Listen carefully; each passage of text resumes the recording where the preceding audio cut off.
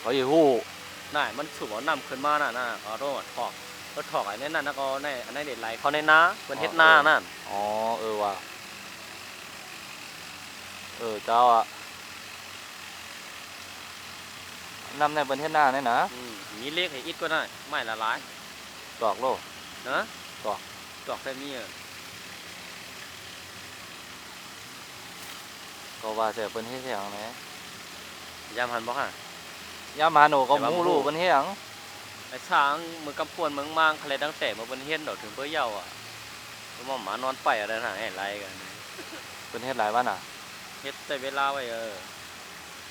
น่ะไว้ให้รักไม้ตั้งน่ะดัดเดนเนี่ยว่าบังน้ำให้ไผในแก้วเดี๋ยวกุ้งในสามารถกุ้งในปั่นได้ได้ผักแซ่บนั่นมันเป็นตัวบังน้ำนั่นแล้วนี่อันเป็นผักนั่นฮะนะไม่ได้เป็นเรื่องปีกเนื้อน้ำโทอะไรเดี๋ยวมีลมถึงปั่นเนี่ยนะเครื่องผลิตน้ำเนาะสังเกตตัวเรียนตัวในกลางเครื่องนั่นหวงขี่นะฮะนอกแต่เจ้าหวงขี่นะในกลางเครื่องนักเขาน่ะน้ำนั่นก็มันถึงกันนั้นก็หอกขนาดนี้